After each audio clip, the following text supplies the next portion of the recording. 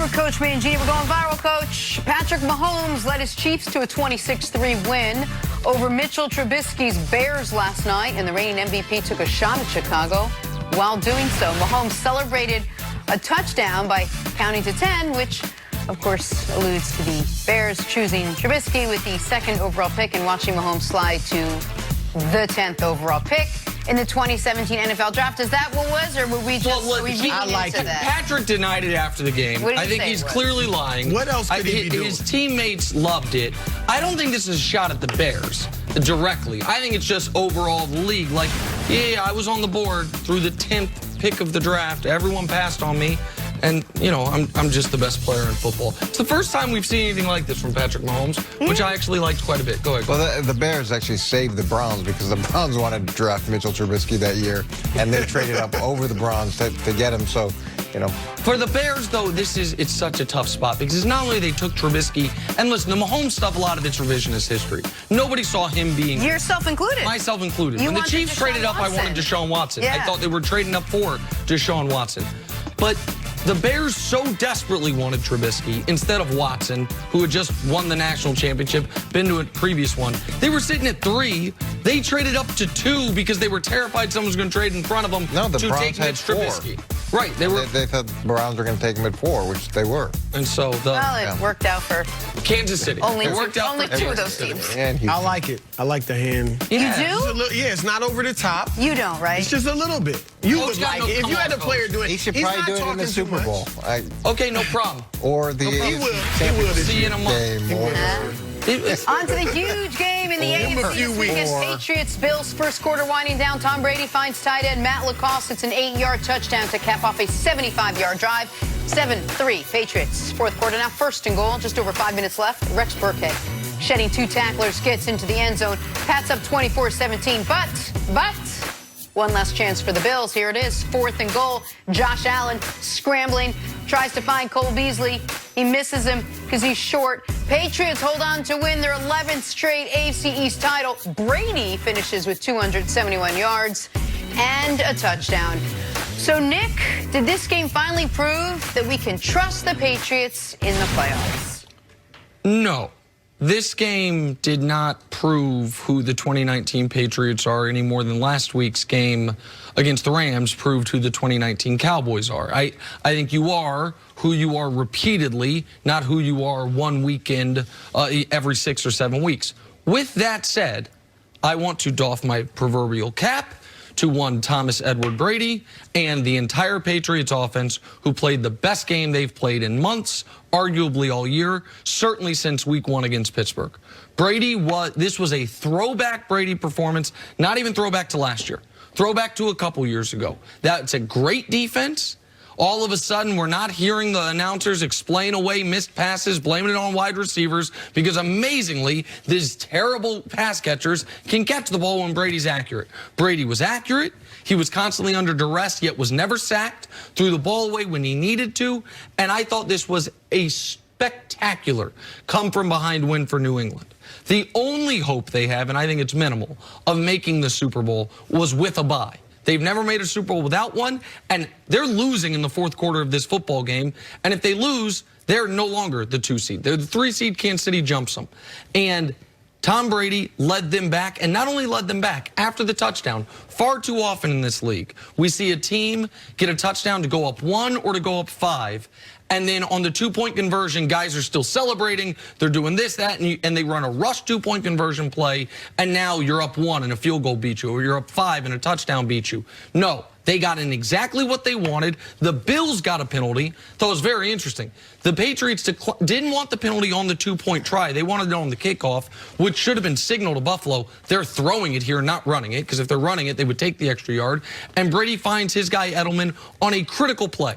Because everything's different if you're up 5 late instead of up 7. You maybe play a little tighter, a little more anxious. I thought the Patriots were great. I thought they were great against a Buffalo team that is legitimate.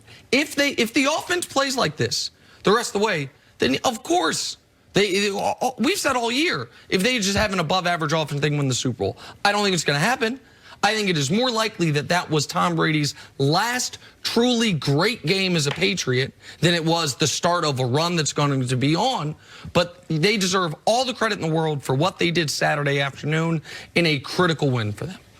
You know, I picked Buffalo in this game because I thought if they could go into Foxborough and play a clean game. The last game they had, what was it, 4 interceptions. Yep. They lost a black punt touchdown. So about as bad as it could be the previous game, and they lost by 6. So I thought they could go in and play a clean game. They could come out on top. But New England shows you again that they have that ability to adjust. They have that ability to take advantage of an opponent the second time they play them. And you look at Matt Lacoste catching a touchdown pass. You look at, I don't know if you saw on the Rex Burkhead touchdown, who's the lead blocker?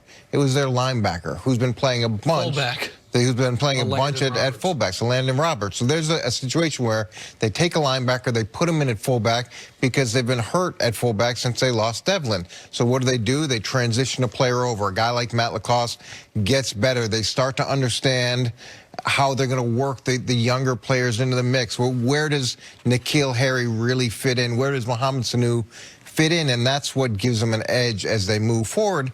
And when you have a guy like Tom Brady, he's not counting fingers after he scores a touchdown. That's not what he's about. It's, okay, do we have to go to the extra point? He's looking forward to what's next in the game, what's important in the game. And he plays an egoless type of football that's hard for a lot of young quarterbacks to mirror or even come close to. Nick, your argument for why we can't trust the Patriots is based on track record. Okay, this year's track record. Okay, because that's the difference. Because when you compare them to the Cowboys have a track record of dysfunction and being a circus. The Patriots have a track record of professionalism and getting better late in the season. I do trust them in the playoffs. Now, I'm with you. They shouldn't be the favorite. I don't think they'll get there. But anyone who's writing them off and saying it would be a shock if they get to the Super Bowl, I think that's very bad, very wrong. Because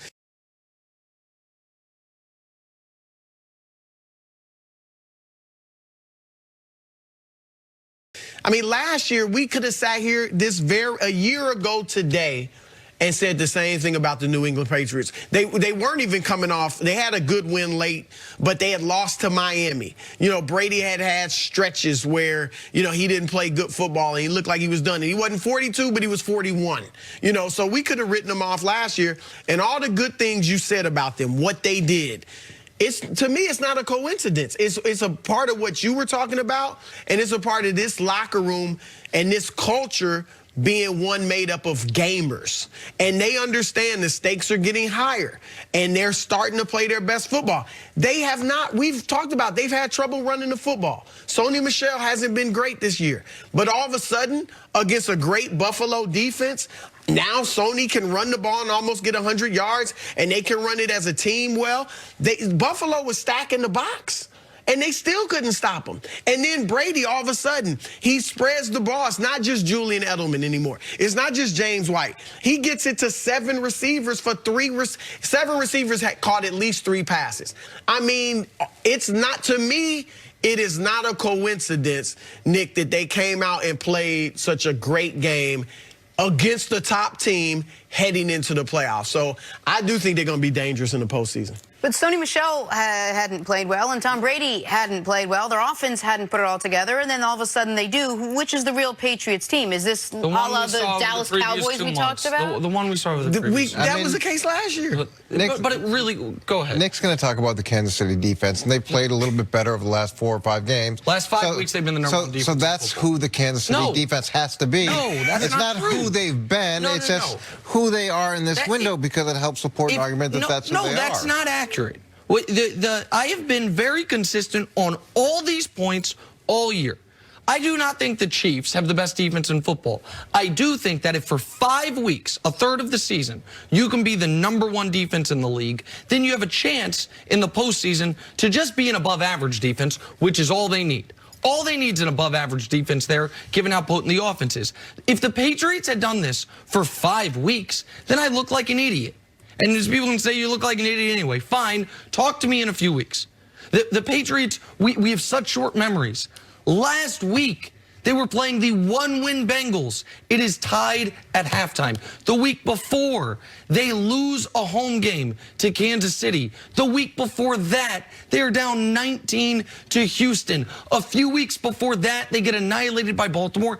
And in the 2 weeks in between, the Cowboys and Eagles, those two mediocre Titans, played them to 4 points and 7 points. Both teams with the chance to either tie or win at the end. If all of a sudden they flipped a switch, then let's see it. Again, you guys have put me in a place where I have to attack them on a day where they played brilliantly.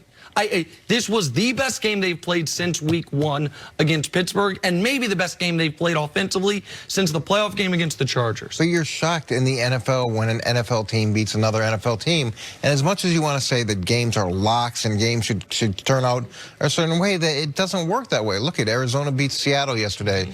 The Jets beat Pittsburgh yesterday. That's the reality of it. But the one thing that has been consistent over the last 19 years is that New England has historically gotten better and figured out ways to win. And how their improvement appears or materializes each year is a little bit different, but you can count on that happening. But what usually has not happened is that they look their worst at the end of November and the beginning of December, which is what they looked like until Saturday. That's usually not how this goes. Last year, they lost a game on a triple lateral to Miami. Got to cut you off. Got to take a break. Much more First Things First right after this.